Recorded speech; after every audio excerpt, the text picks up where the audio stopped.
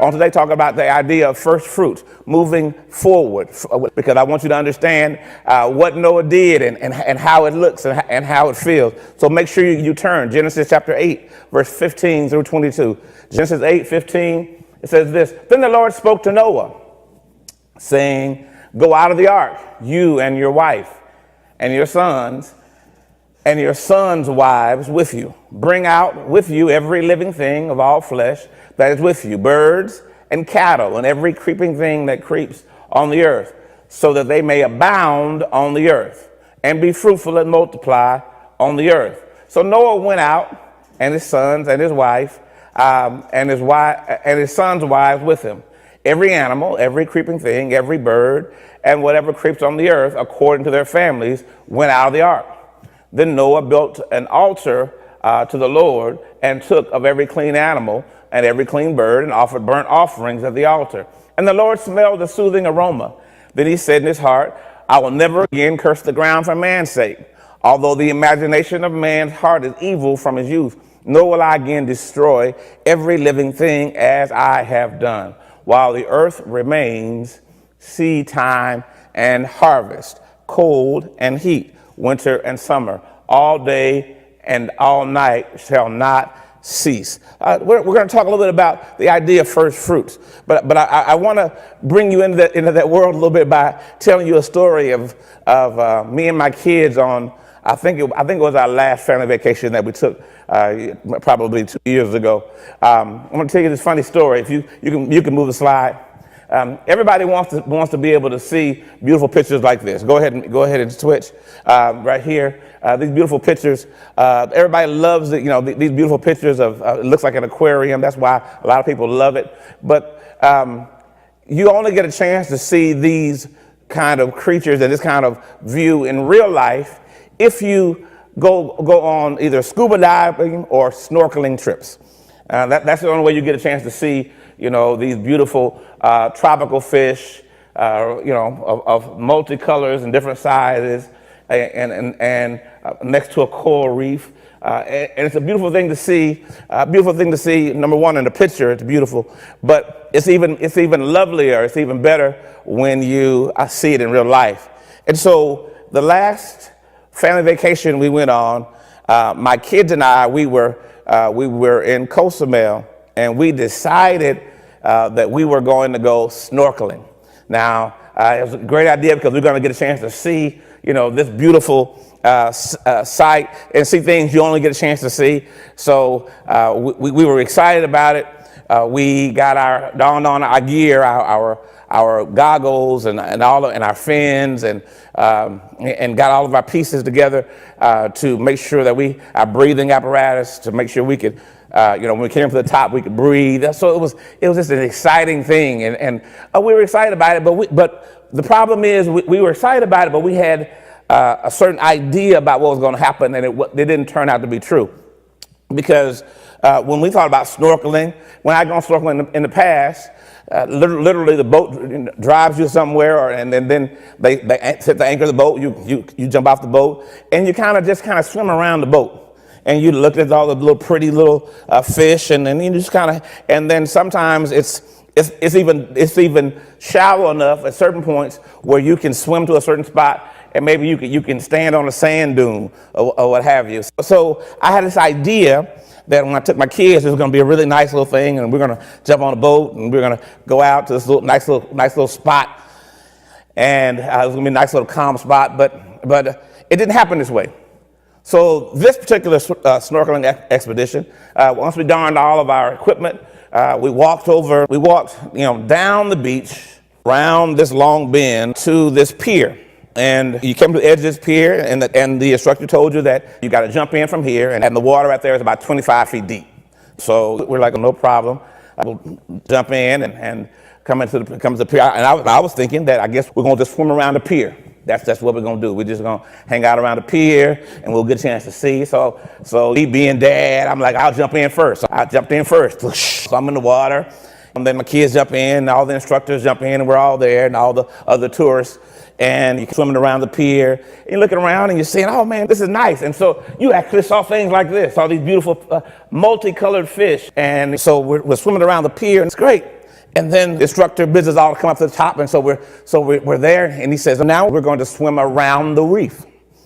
And I said, oh, and he said, now you can't, he said, the reef is beautiful, but you cannot touch the reef because it looks attractive, but it is called a stinging reef, which means that if you touch it, it's going to start stinging and burning your skin. And he said, so even though you may be tempted to touch it, don't touch it because it's going to sting and burn your skin. He said, so now what we're going to do is we're going to swim. We're at the pier. So I want you to understand, we had walked down the beach around this long bend, and now we're at this pier.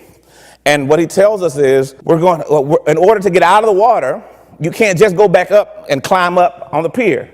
You're going to have to swim through away from the pier, and then you got to swim around the reef. Now, I want you to understand, the reef, it wasn't this little juncture of wood that would stick out 10 or 20 feet. You know, this was a part of the land, which means literally, you know, you're talking about swimming around something like our church building.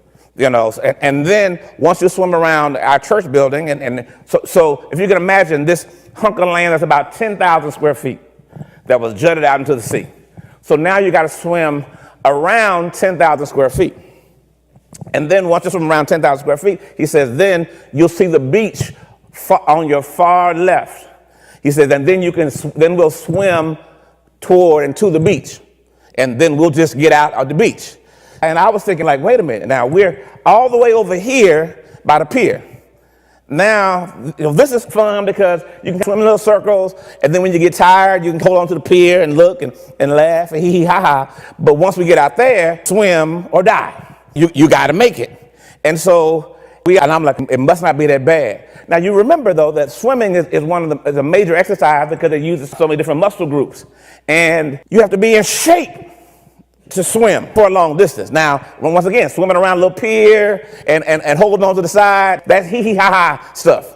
And so I didn't realize how much I missed the land until we started swimming. And as we started swimming, it went from 25 feet to about 60, 65, 75 feet. So when you look down, you saw this beautiful picture. But the problem is, there was nothing to hold on to when you got tired. There was nowhere to put your feet when you got tired, so you had to keep swimming. But I began to get tired because we hadn't done that kind of swimming. And you're not talking about a swimming pool, you're talking about out in the Gulf of Mexico, so there's currents and waves and stuff. So I'm swimming, and I'm trying to and the reef seems like it's getting longer and longer. And so after a certain point, I began to get tired. And just out of habit, I was like, I gotta go put my hand on something just to be able to catch my breath. So I started swimming toward the reef because I'm like, I need to just be able to catch my breath for a minute. And the instructor, he swims up to me real fast and says, no, you can't touch the reef. You say, we have to keep swimming. It'll sting you. So now I didn't realize how much I appreciated land. I didn't realize how much I loved the fact and I valued the fact that I could put my foot down on something when I got tired. Because here I am in 60 to 75 feet of water, beautiful, crystal clear water, beautiful reef on one side of me, the ocean on the other side of me, beautiful fish below me. The problem is I'm tired. And so I keep swimming. And then I start thinking to myself, wait a minute, my kids are out here and they're following me. So I have to think about something. Am I going to be the dad that drowns on the snorkeling trip? And so I was like, I can't be the dad that drowns. That's going to be a bad memory for them. And then if you can imagine them going back on the beach and Felicia saying, where's daddy? And they said, well, he couldn't make it. He just gave up. But I want you to understand, I was so tired. But I was like, I have to do one or two things. I have to swim or drown. I don't have any other recourse. There's no ropes, there's no boat. I'm just literally around the reef in 50, 60 feet of water. I'm sitting there, my kids are following me, and I'm thinking, I just gotta go for it. And so I literally I put my head down and I just began to swim as hard and as fast as I can. I was so tired and I was thinking, all I want is land. If I just wanna be able to put my feet down on something. And I can remember turning the corner of that reef, I'm swimming, and my heart is beating fast, and my legs are starting to cramp, but I'm thinking, I don't want to drown. And I'm thinking, I miss land so much. See, you don't value something until you miss it. You don't really understand the value of something until you don't have access to it. And I didn't have access to land. And so my whole thought and all of my energy became to be focused about getting to land. And Richard, I swam around the reef and breathed hard. And then I saw the beach.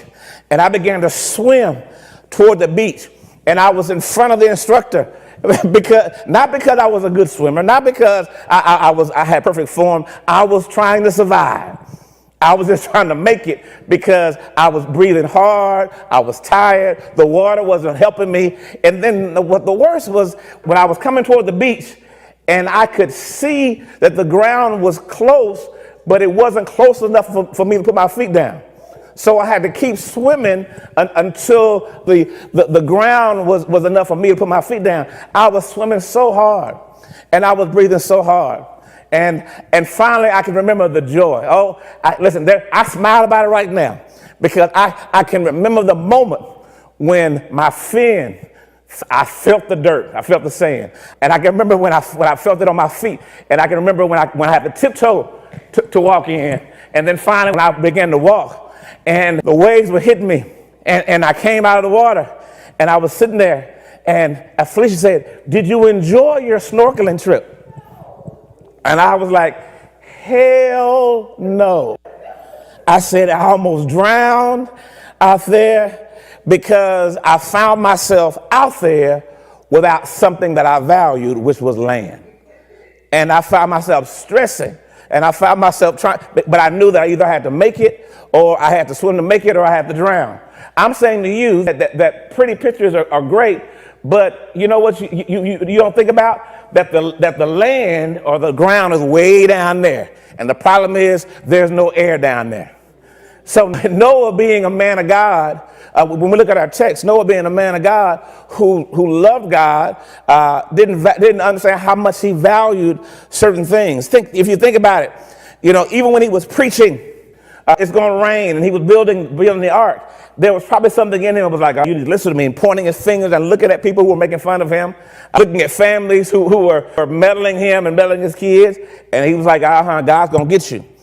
And that was cool until probably about month 3. Then he began to miss those people. He began to miss the laughter and miss the people, and he began to miss land and miss the idea of being able to be free. Can you imagine being confined? Remember, we said it last week. He was confined for almost over a year and 10 days. When we look at the biblical count, literally. So for a year and 10 days, he's on this boat, floating, feeling confined. Can you imagine how much he just missed just the opportunity to walk on land? I mean, listen, I struggled with a coral reef just swimming around it. But can you imagine not being on land for over a year? And he missed it so much. I can imagine he was like, man, I can't wait to get up off this boat. Have you ever been on a cruise? And most of us like cruises, and you love cruises. It depends upon your personality. But there reaches a point in the cruise where you say, okay, all right, enough is enough. I'm ready. I'm ready to get off. I'm having a great time. I'm relaxed. We're going to the pool. I'm getting my massages. I'm hanging out. I'm sleeping. I'm eating. But now, you know what? I can only go to see the show so many times. I can only play so many rounds of bingo. I can only get so many massages. And I'm ready now to get off. That's why they do ports, because they know that at some point you get ready to get off. Think about it. Noah couldn't get off a year and 10 days. That's got to be tough. And so my thought is, if I was stuck on a boat for a year and 10 days, what's the very first thing that I would do when I got off? Because I remember the very first thing that I did when I got out of the water, I went and found me a chair. And I sat in that chair, and I laid back, and I fell asleep. I was so happy to be confined and comforted by that security and everything else. I liked the fact that I felt weight. I didn't want to float no more. I just wanted to sit back. And I can imagine Noah, after a year and 10 months, was like, God, let me off. Let me out. And I imagine some of you guys have been, let me out. I just need to get out. I just want to just get out of the house. There were accidents everywhere, and most of them were with those muscle cars. Why? Because somebody was driving because they needed to just get out this morning. they didn't want to be confined, so they got out, and they ended up getting in trouble. They ended up having an accident. I want to understand that sometimes when you're confined for a long time, you just want to get out. And Noah just wanted to get out. He wanted to get out. So now the question is this. Go to my next slide. The question is this. Now, when Noah gets out, the first thing, he doesn't do like what we do. One of the things that we do, what I would do, is I'd probably sit down for a while. I'd probably build a shelter. I'd probably just love the land.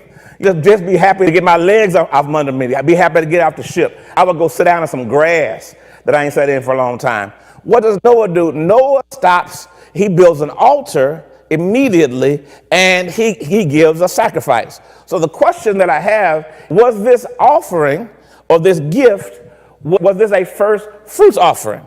Because when we talk about first fruits, it's an offering. It's the first crop that the soil yielded each growing season. So each season, when we talk about a first fruits offering, it's the first crop. It's the first thing. Now, you can imagine, once again, Noah's been on the ship for this long. So you say, Dr. Moody, he didn't have, there was no crop. So clearly that couldn't have been the first fruit. Well, it didn't say he gave an offering of every piece of wheat or everything else. So we know that it wasn't an agricultural thing, but the first fruit also dealt with livestock. And remember, they've been on the boat for a year and 10 days, which means the animals have had a chance to go into their reproductive cycle. The females have had a chance to go into heat, and they've had a chance to literally, the males have had a chance to impregnate them because they've been in a confined space, everything else. And so you can imagine that on this ark, there may have been some birth of the animals, or some birth, some new offspring that came. And so when you give the first fruits offering, you acknowledge that everything you receive comes from the Lord. And listen, and he was the creator, master, and owner. So when you think about the first fruits offering, it is a way where you say, God, you own everything.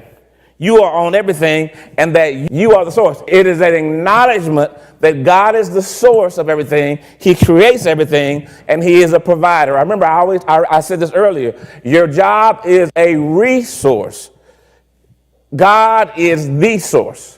So always remember that. My job, my employer is a resource. God is the source. So you can transition jobs or you can transition resources, but you never want to be disconnected from the source. So God is the source. So a first fruit offering acknowledges, it is your way of acknowledging, God, you are the source. You are the owner.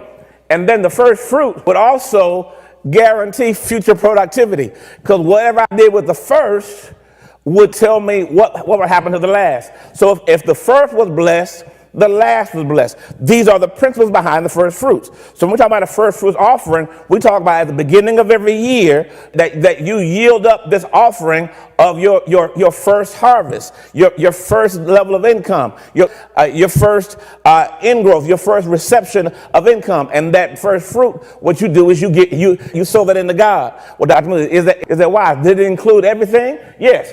Look, it included agriculture and livestock. Exodus 13:2. I'm going to teach you today, so I want you to write these down, because when we talk about first fruits, I'd like you to be informed. I'd like you to be able to write it down and study it yourself, and you'll see, man, it's there. It makes sense. So the first fruits was not just agriculture, but it was also livestock. Exodus 13:2. Then the Lord spoke to Moses, saying this: consecrate or set aside to me all the firstborn. Who are the firstborn? The first fruit. That's the first thing that comes. It says, whatever opens the womb. What's the first thing that comes out the womb? He said, among the children of Israel, both man and beast is mine.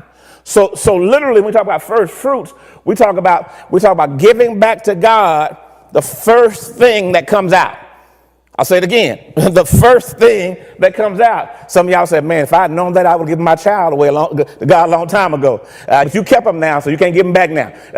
It's Exodus 13:2 says it is both agriculture and livestock. And then what happens when I give my first fruits? What happens when I bring my first fruits to God? It says the increase was always connected to first fruits. Proverbs 3:9. Honor the Lord with your possessions. So somebody says, I do that. I bring my tithe. I do that, Dr. Moody. I bring an offering. That's what I do. It says this. It doesn't say or. It doesn't say if your possessions, or it doesn't just say your possessions, which are the first fruits. It says with your possessions and capitalize with the first fruits of your increase, which means that the first fruits is not the tithe. The first fruit is not just your general offering. It says with your possessions. That means things you already have, but now the first thing that comes out, you give God back that. Honor him. That word, the honor, literally means to make him heavy, to make him important. So that when I bring my first fruits, what I say to God is, you're heavy. You're my priority. You're very important to me. Some of y'all are getting it because as I'm preaching, you're like, man, am I going to sow my first fruit? You're thinking that right now. And the reason why you think that is because the word of God now, you're starting to say, man, this is actually in the Bible. Yep, you got to understand that first fruits is actually a principle that's in the Bible. Honor the Lord with your possessions and with the first fruits of all your increase. So I'm going to say this to you. If you have 12 jobs, you got 12 first paychecks. So you don't play games with God with the first fruits and say, well, on this first paycheck, it's only $300. But my other first check on my other job is $3,000. So I'm gonna give him this 300, and then I'm gonna check the box. It says, with the first fruits, get this is the Bible here, of all your increase. That means everywhere you're growing, this is what you do. And why? What happens when I do this? So your barns will be filled with plenty, and your vats will overflow with new wine. In other words, when I sow the first fruits, I set off a spiritual mechanism that says now everything that's attached to that will be blessed. Everything that attached to that is going to increase. If you would believe God and believe me for this and sow this into me, I can make sure that everything that's attached to you from this point on will be blessed the rest of the year. First fruits was one of the three primary feasts of Israel. Israel had three primary feasts that they would travel each year. Exodus 23:14 says this, 3 times you shall keep a feast to me a year. So the Israelites had 3 primary feasts that they kept every year. And you shall keep, here's the first one, the Feast of Unleavened Bread. Well, they would eat unleavened bread for 7 days at a time. So in that month, they would stop doing whatever it is that they were doing. They would remember that God brought them out of Egypt, and they would eat unleavened bread, and they would consecrate to the Lord. The second one, verse 16, and the Feast of Harvest, which is the first fruits of your labor, which you're sown to the field. The Feast of Ingathering. So that Feast of Harvest was the Feast of First Fruits. This was the second feast. And then the Feast of Ingathering at the end of the year. So 3 times a year they would pilgrim. 3 times a year they would consecrate. They would have a convocation. They would have a gathering. The Feast of Unleavened Bread, the Feast of First Fruits, and the Feast of Ingathering. 3 times a year, all your males shall appear before the Lord, and you shall not offer the blood of my sacrifice with unleavened bread, nor shall the fat of my sacrifice remain to the morning. Listen, the first of the first fruits of your land you shall bring where? To the house of the Lord your God. So literally, these 3 times a year, you're going to come in and you're going to have a convocation. You're going to have a conference. You're going to come together. You're going to stop working. But then you should always come bringing something. But in the Feast of First Fruits, you bring in the first of your harvest. It says this, the first of the first fruits of your land. So that means all of your agriculture, you bring where? To the house of the Lord. You don't just set aside, pray over, and then eat it. It says you bring it where? To the house of the Lord. So that means that when you talk about first fruits, yes, should you donate to the Red Cross? Sure. Should you donate to a lot of charities? Great. Should you donate to the homeless and the Pet Society and all these kind of things? Of course you should. But that's not your first fruits. Don't give them your first fruits. Where does your first fruits go? Your first fruit where? To the house of the Lord. When we come to the first fruits, it was not just a suggestion. But when you came to a new land or a new season, what would you do? You would always sow first fruits. Leviticus 23:9. Now get this. And I put some things in red because I want to emphasize them. And the Lord spoke to Moses saying, speak to the children of Israel. So man of God, Dr. Moody, tell the people of God, everybody who's streaming. Moses, tell Israel. Tell them what? when you come into the land which I give you. That means when you come into a new season, when you come into a blessing, and listen, and reap its harvest. That means when you got that new job, when you moved to that city and got that bonus, everything else, then you shall bring a sheaf of the first fruits of your harvest to the priest. The very first thing you do when you come into that new land is you make sure that that first fruit goes to the house. That first fruit goes to the house. It doesn't go to your house. It goes to God's house. Then it says this, he shall wave the sheaf before the Lord to be accepted on behalf. Literally, when they would bring that sheaf of wheat, they would bring it before the priest, and it was called a wave offering, because they would wave it because there was something that they let everybody know. Everybody understood this represents part of that first fruit, this sheaf or this stack of wheat. And I'm bringing it in, and it says this. Now get this. Now, Richard, look at this. It says this, verse 11. He shall wave the sheaf before the Lord to be accepted on your behalf. When? On the day after the Sabbath. I want to put a pin right there because, number one, when you go into a new land, put a pin right there. And then put a pin right here. When do I bring it? The day after the Sabbath, right? Put a pin right there. And then you shall offer it on that day. Which day? The day after the Sabbath. When you wave the sheaf, a male lamb of the first year without blemish as a what? Burnt offering. So when I come into a new land, pin. When do I give it? On the day after the Sabbath, pin. And what is it going to represent? A burnt offering, pin. Right? And its grain offering shall be 2/10 of an ephah, fine flour mixed with oil, an offering made with fire for the Lord for a sweet aroma. Another pin. Boom. Now, so when we talk about first fruits, we talk about something that's given when you come into a new land. We talk about something that is given on the day after the Sabbath. We talk about a burnt offering, and we talk about this offering being a sweet aroma. These are principles when you look at the first fruit. And it says this, and Dr. Moody, now, God told Moses to do this in Leviticus. That was Old Testament. So isn't the first fruit over? Because Jesus died on the cross, so we don't have to do none of that stuff no more.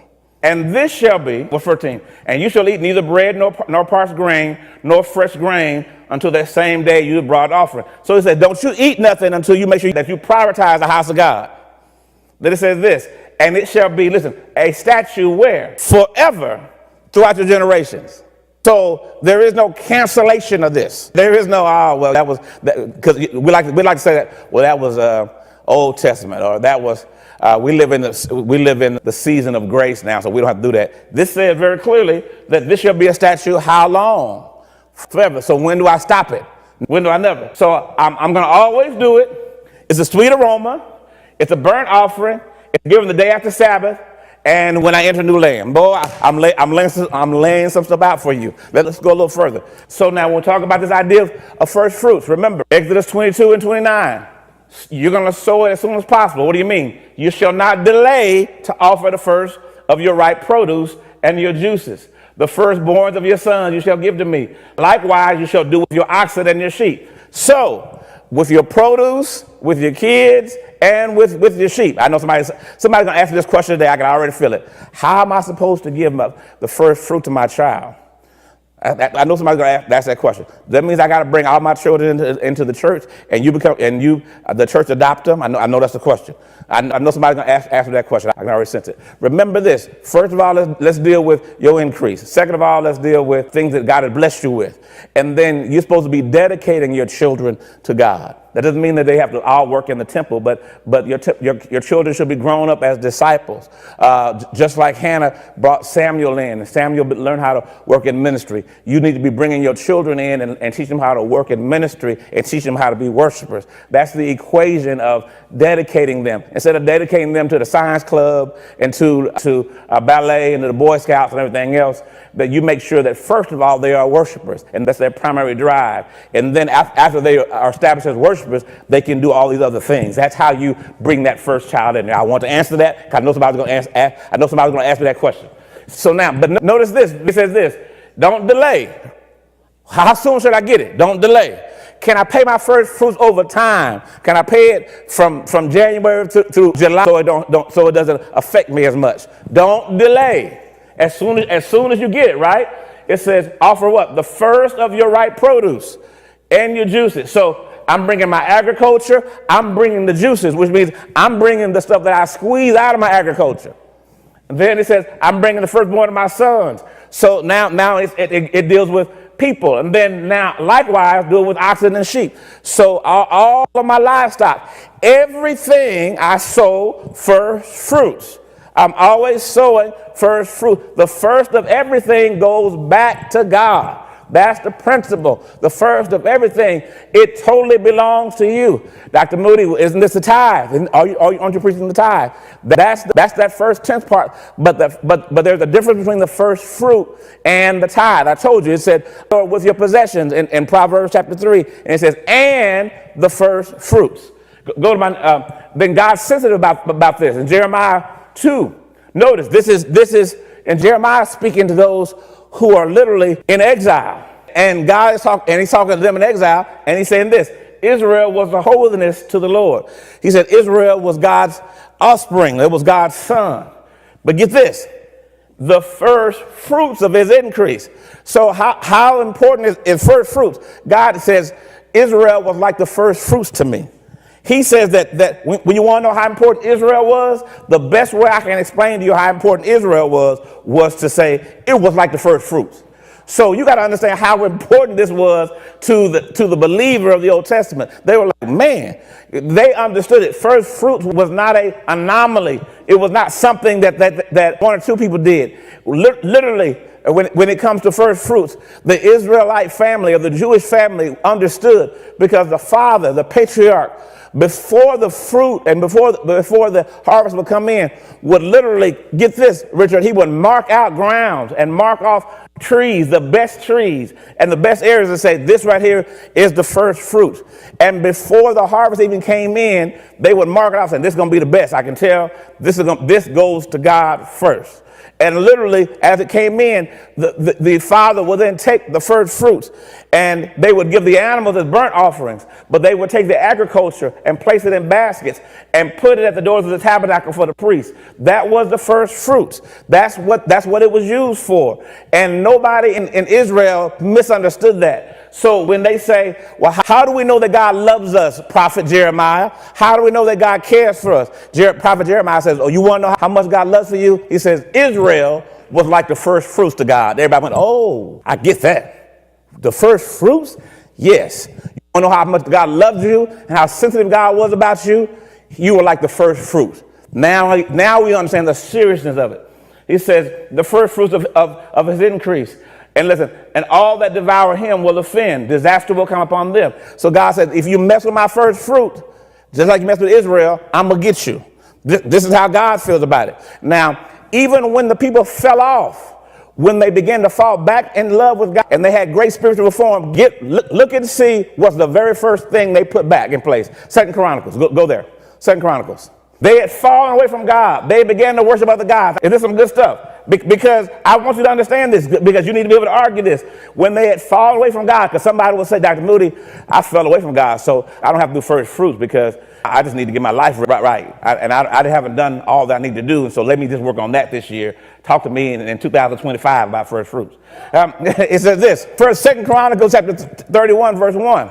It says, and when all this had finished, all Israel who were present went out to the cities of Judea. In other words, what literally they had done, there had been a great religious reform, and they had discovered they had fallen away from God. And when they fell away from God, the king Hezekiah came back and they said, we're going to get these things right. So they destroyed all the altars of all the Baal worshipers. They destroyed all of this stuff and brought the whole country back under God's. So listen. They broke the sacred pillars in pieces. They cut down the wooden images. They did all this stuff. They threw down the high places. So now, literally, they destroyed them all. In other words, they went back and they said, we got to get our life right. That's what you're saying. You got to get our life right. Then the children of Israel returned to their own cities, every man to his possession. So after they got their lives right, they said, we got to get this straight. They tore down all the altars. Everybody went back home. Hezekiah said, now we're going to put a structure in place. We're going to appoint division of the priests and Levites according to the division. So literally, he said, we're going to put a structure back in place. We're going to put priests where they need to be. and priests at the gate and everything else. Verse 3, and the king also appointed a portion of his possessions to the burnt offering. So the king said, now I'm going to sow a seed for the morning and the evening, the burnt offerings of the Sabbath and the new moons and the set feasts, as it is written by the law. So he said, I'm setting aside money so that I can sow every offering we have and even the feast. But get this, verse 4. Moreover, he commanded the people who dwelt in Jerusalem to contribute support for the priests and the Levites, that they may devote themselves to the law of the Lord. So he says, since we're getting reform right, I've got everybody back in place. The first thing we got to do is we got to make sure that the priests and Levites have the means to set up the religious structure. We got all the things set up. We want to make sure they do this. How do we do that? Verse 5. As soon as the commandment was circulated, listen, the children of Israel, the people who had fallen away from God, the children of Israel, the people who had left the things of God, brought in abundance what? The first fruits of the grain and the wine and the honey and all the produce of the field. They brought it in abundantly. Listen, they brought in abundantly the tithe of everything. So literally the first thing they do, what's the very first thing they do once they get their life right? They bring in what? The first fruit. And then they say, now we can begin tithing. And it says, now, and then it says this, and the children, verse 6, and the children of Israel and Judah, who dwelt in the cities of Judah, brought the tithe, the oxen and the sheep, also the tithe of the holy things, which were consecrated to the Lord. So when people got their lives right and they got right, the very first thing the king said was bring the first fruits and then start tithing. Bring the first fruits and then start tithing. Dr. Moody, what if I tithe? Bring the first fruits and then start tithing. Dr. Moody, what if I want to just tithe and is God going to be all right with that? Bring the first fruits and then begin to tithe. Go ahead. Next slide. So now, Dr. Moody, I get it, but I'm going to argue, I still argue that the Old Testament, I'm a dispensationalist, and I believe that we're in the dispensation of grace, and the Old Testament was the dispensation of the law, and we're no longer under the law. So first fruits is null and void. Aha! I want to teach you for a minute. Let's look at this.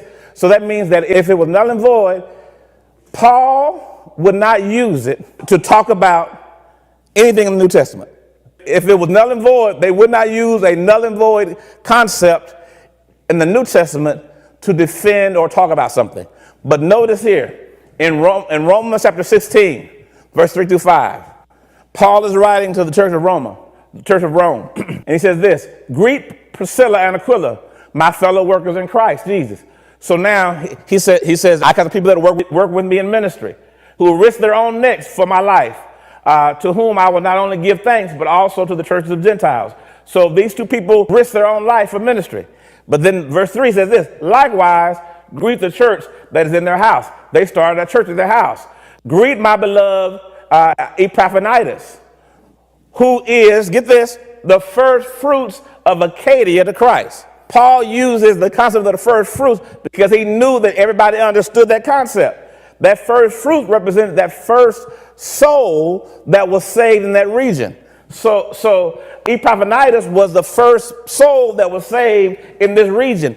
And Paul used the first fruits concept because he knew that that concept was not nullified in the New Testament. In the Roman church, he says, this man's the first fruits of this region.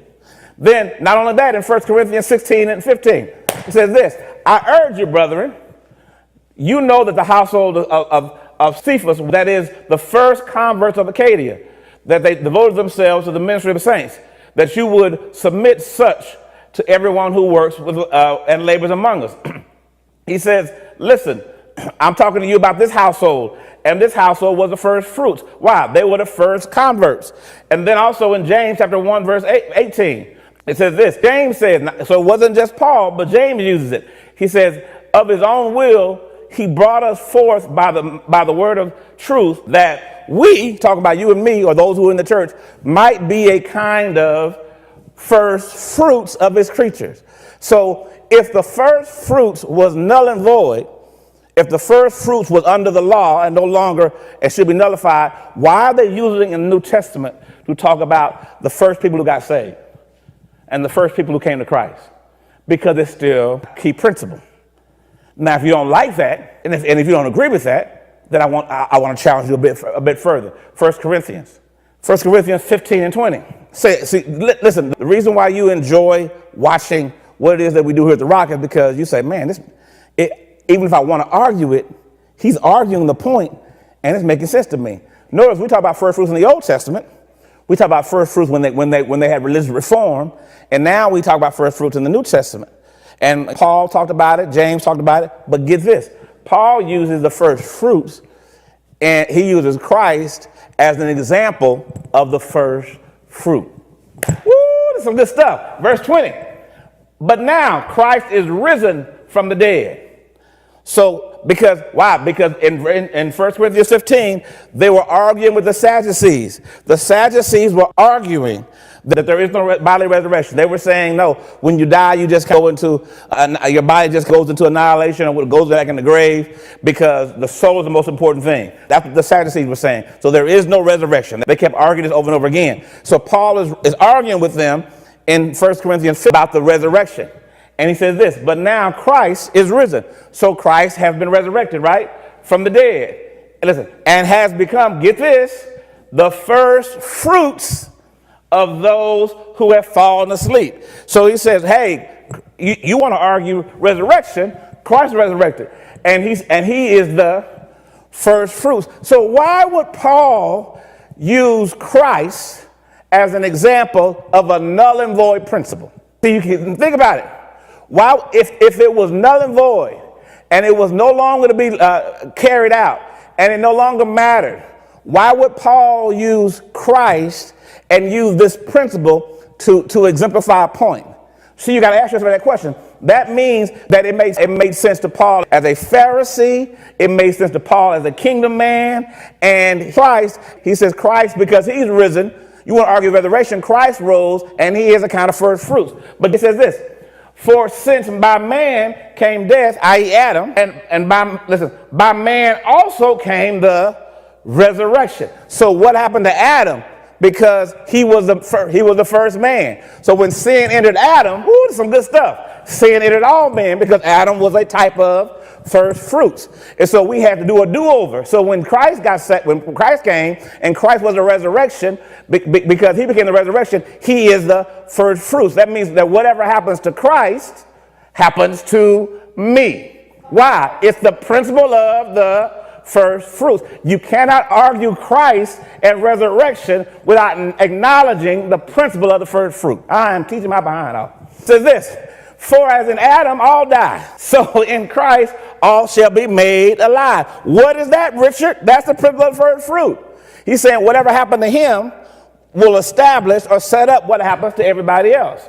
He says, but each one, listen to this, in his own order, Christ, the first fruits, afterwards those who are Christ at his coming. In other words, because Christ was resurrected, then what can we believe? We can believe that we're going to be resurrected. So you're saying you do believe in the principle of first fruits, because you say whatever happened to Christ is going to happen to me. That's the principle of the first fruits. So you can't have it your way and not have it when it costs you. You can't have it your way and not have it when you got to give. You got to decide, is it a principle or is it not? And if it's not a principle, why is Paul arguing it? If it's not a principle, why do I look forward to the resurrection? If it's not a principle, why are we using it in the New Testament? If it's not a principle, why would they say, I'm going to use, this is the statute forever? I am teaching y'all some good stuff today. Listen, it may be cold outside, but it's hot in the rock. I'm trying to tell you, it's some good stuff that's happening. Now, go to my next slide. Now, let's look at Noah. And because Noah was before the first fruits. And people will argue, if you want to argue that the first fruit was a law issue, I've already shown you that it existed after the law. I've shown you that it existed after the law. But Dr. Moody, did first fruit just appear in Leviticus before the law? I want to argue with you for just a few minutes more that the first fruit was an issue before the law. It was not just a thing after the law. It was a thing. I've taught that the tithe came before the law, but I want to argue now that the principle of first fruit appears before the law. Dr. Moody, prove it to me. I will. So now it says this. And so now we know this. Noah, he's in the ark. He sent out a raven. The raven doesn't come. The raven, he wants the raven to find out. The raven never comes back. The dove finds no resting place. So it returned, but finally it comes back in verse 9. The dove found no resting place for the sole of her foot. Like me, when I was swimming in that place, the dove found no resting place. So she returned to the ark, for the waters were on the face of the whole earth. Then he put out his hand and took her and drew her into the ark to himself. And he waited yet another 7 days and sent the dove out again. Verse 11, then the dove came to him in the evening, and behold, a freshly picked olive leaf was in her mouth. And Noah knew the waters had receded from the earth. So now Noah knows that there's dry land. Get this. Verse 12, and he waited yet another 7 days and sent out the dove, which did not return anymore. So he waited 7 days. Why is this important? Because when was the first fruit to be given? The day after the Sabbath. So Noah waits 7 days before he leaves the ark. And then God tells him after 7 days, God tells him after 7 days, Reggie, now you can leave. So he leaves the ark after the Sabbath.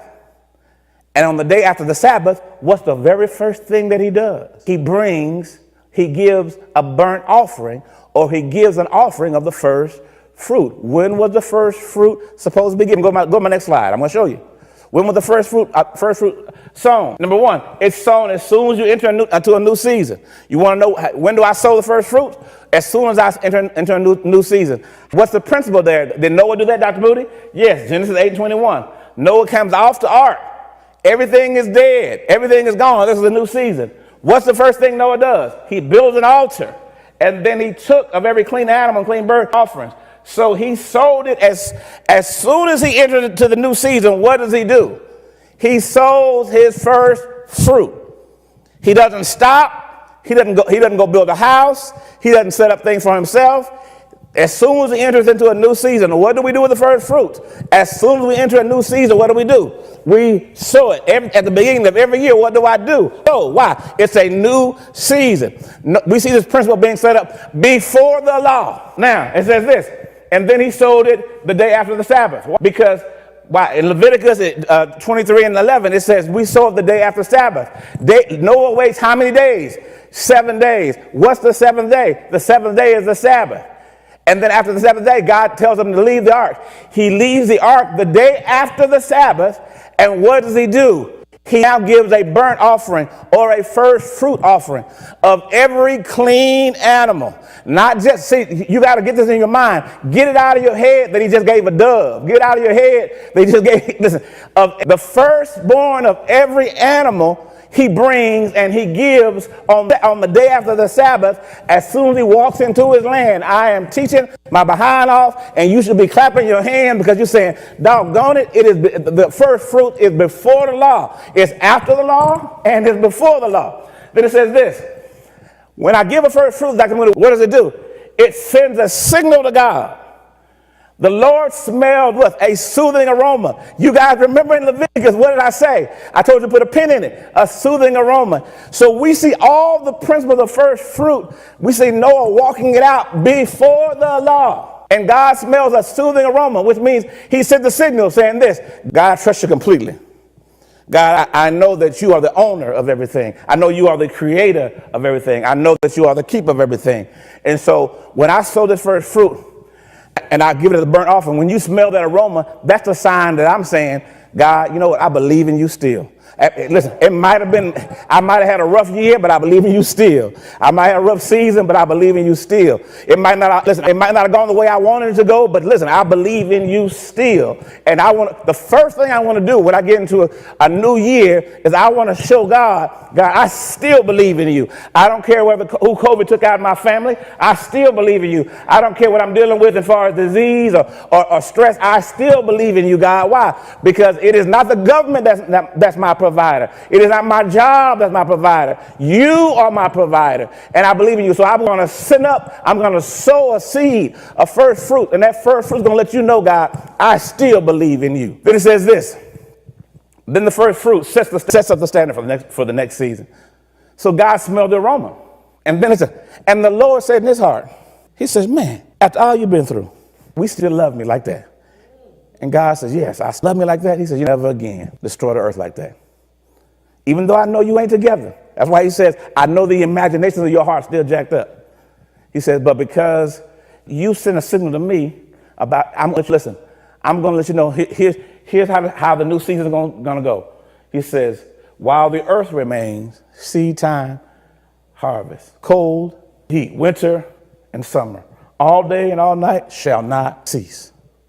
So he says, so we send, when we saw a first fruit, we let God know, I believe in you. And then God sends a signal back saying, okay, you believe in me? He says, let me tell you how this season is going to work. Sow seed, I'm going to keep blessing you. You can count on a blessing coming from this seed. You can count on me meeting your need. You can count on it because this is how it works. As long as the earth remains, seed time and harvest. Because Noah, you're first. And you're the first off the boat. You're the first. You're the patriarch. You're the leader. And what do? You give the first fruits, and that you set the principle. You set up the paradigm. I haven't even talked about the first fruits because we ain't even in Leviticus. I haven't even talked about the first fruit as a law issue because I haven't even dealt with Exodus yet.